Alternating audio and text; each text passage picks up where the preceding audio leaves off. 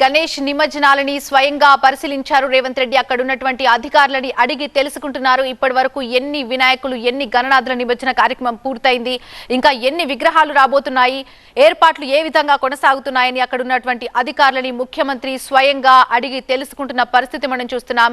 క్రే number 4 దగ్గర నిమజ్జనాలను తిలకించారు. అలాగే నిమజ్జన కార్యక్రమాలు ఏ విధంగా కొనసాగుతున్నాయంటూ అధికారులను ఆయన అడిగి తెలుసుకున్నారు. పటిష్ట బందోబస్తుకు సంబంధించి కూడా ఆయన ఎంక్వైరీ చేశారు.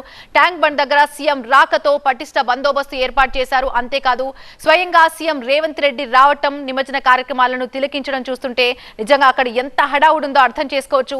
హైదరాబాద్ నగరంలో గణేష్ శోభాయాత్ర అంగరంగ వైభవంగా సాగుతోంది. దారులన్నీ కూడా గణపయ్య విగ్రహాలతో హుస్సేన్ సాగర్ వైపు పయనమవుతున్నాయి.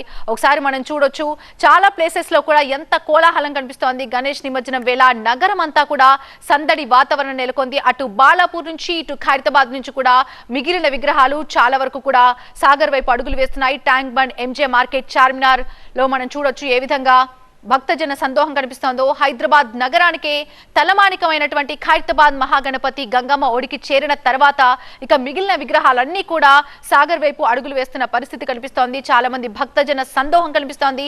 లక్షలాది మంది భక్తులు గణపతి బప్ప మోర్య అంటూ చేసిన జయ జయ ధ్వానాల నడుమ హుస్సేన్ సాగర్ లో విగ్రహ నిమజ్జనం అత్యంత వైభవంగా జరిగింది. మొదటగా ఖైరతాబాద్ మహాగణపతి నిమజ్జనం తర్వాత ఊళ్ళలో కానీ గ్రామాల్లో కానీ చాలా విగ్రహాలు ఖైరతాబాద్ మహాగణపతి విగ్రహం నిమజ్జనం తర్వాతే చాలా మంది మూవ్ చేస్తారు. చాలా మంది అశేష భక్తజన పూజలు అందుకున్నటువంటి ఆ గణనాథుల్ని ఉత్సవాల నడుమ చాలా ఘనంగా నిమజ్జన కార్యక్రమానికి తరలిస్తారు.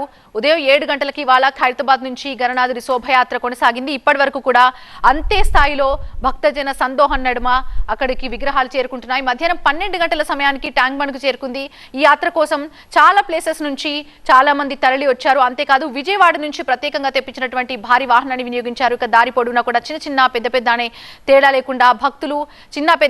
లేకుండా భక్తులు పెద్ద సంఖ్యలో పాల్గొని గణనాథుడికి నీరాజనాలు చేస్తున్నారు. చిన్న విగ్రహాల నుంచి బడా గణేష్ల వరకు కూడా చాలా విగ్రహాలను ఇక్కడికి తీసుకొచ్చి నిమజ్జన కార్యక్రమం పూర్తి చేస్తున్నారు. మహాగణపతిని కడసారి చూసేందుకు వచ్చినటువంటి జనం ఇంకా అక్కడే ఉండి వస్తున్నటువంటి వివిధ ప్రాంతాల్లో నుంచి వస్తున్నటువంటి గణనాథులను చూడడానికి ఇంకా అక్కడే ఉన్నారు. ఎన్టీఆర్ మార్గ్ పరిసరాలు అయితే పూర్తిగా కిక్కిరిసిపోయి కనిపిస్తున్నాయి.